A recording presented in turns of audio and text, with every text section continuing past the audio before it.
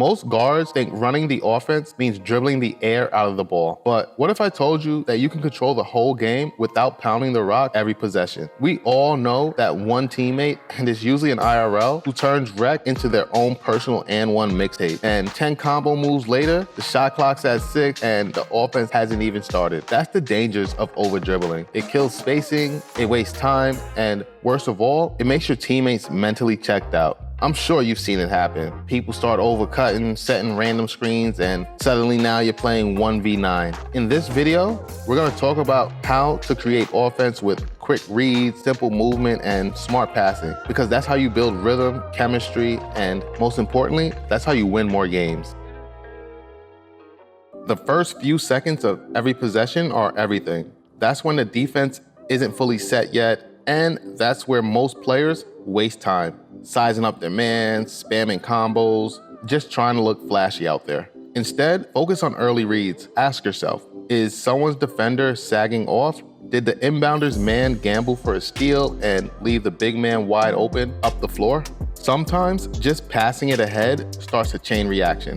A help defender rotates, someone gets left open, and before you know it, the ball's moved 3 times and you've scored without it touching the floor once. That's control at its finest. When you make those early passes, you're setting the tone. Defenders start tightening up, teammates start moving more confidently, and suddenly the floor feels wide open. So that's step 1, get your reads off early. But when you do put the ball on the floor, here's how to use your dribbles the right way. There is a huge difference between dribbling to create action and dribbling to collect highlights. When I'm putting the ball on the floor, my mindset is simple. How can these dribbles set someone else up for an open shot or get me straight to the rim? And most of the time, it should only really take a few dribbles. 1 dribble to shift your defender, a second one to pull the help, third one to confirm the help's not baiting, and that's really it. As soon as the help rotates, kick that rock. If they don't rotate, well, you already know what time it is. And I've said this before, less is always more. 2 or 3 purposeful dribbles are gonna be way deadlier than 15 wasted ones. Every time that you're dribbling the rock, you should be looking to move a defender, create a passing angle, or buy time for a cut.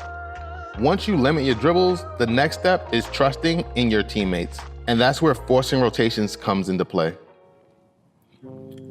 Passing isn't about giving up control. It's about making the defense choose. Every swing forces movement, and every defensive rotation is another chance for them to mess up. The more you move the ball, the more cracks you can expose in their armor. Trust me, eventually, on a long enough timeline, somebody's gonna be late out of position or over-helping, and that's when you wanna strike, my friend. You don't have to be the one scoring all the points, you just have to be the one making the right read. But to really maximize this, you've got to connect with what's happening off ball, and that's where the fun really can start. Great guards don't just watch their own defender. They're scanning all 4 others. That's how you spot the slip passes, the backdoor cuts, or those sneaky dump-off passes that your average dribbler is just never gonna see because they're heads down the whole possession. These type of plays only happen when you're locked in on everybody. The moment your teammates realize that you reward proper movement, well, guess what? They start moving the right way. And now you got rhythm, trust, and chemistry on both ends of the floor. The offense stops looking like 5 random strangers that just met and starts looking like a team comparable to the 2014 Spurs. Now, once you've mastered reading the floor, the last piece is about tempo, knowing when to speed it up and when to slow it down. A lot of folks think being a good ball handler means sprinting all over the place, but in fact, it's actually about controlling the pace. Sometimes the smartest play is to hold the ball for an extra second or 2, let the defense go for the crazy steal attempt, and then make the clean pass in behind the gamble attempt. When it comes to tempo, think of yourself like a conductor, and you're the one that's setting the beat. Push the pace, and the defense is on its heels. Slow it down, and they start second guessing when you're gonna make your attack.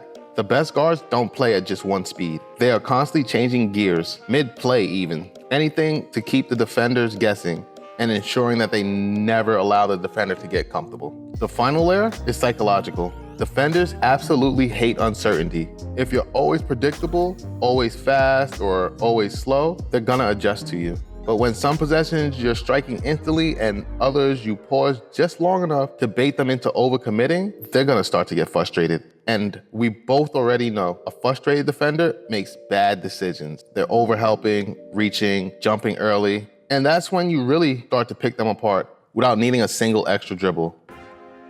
So here's the main takeaway. Setting up your team doesn't mean showing off your handles. It means creating flow. One dribble, one swing pass, one read at a time. That's how you keep teammates engaged. That's how you rack up easy assists. And that's how you control the game without burning the clock down. The best guards don't just break ankles. They make 4 other players look better just by how they move the ball. When you stop over-dribbling and start playing with purpose, you stop being just another guard and you start being a floor general. If this video made you think about the game differently, then go ahead and sub up. But till we meet up on the virtual hardwood, luck out. Peace.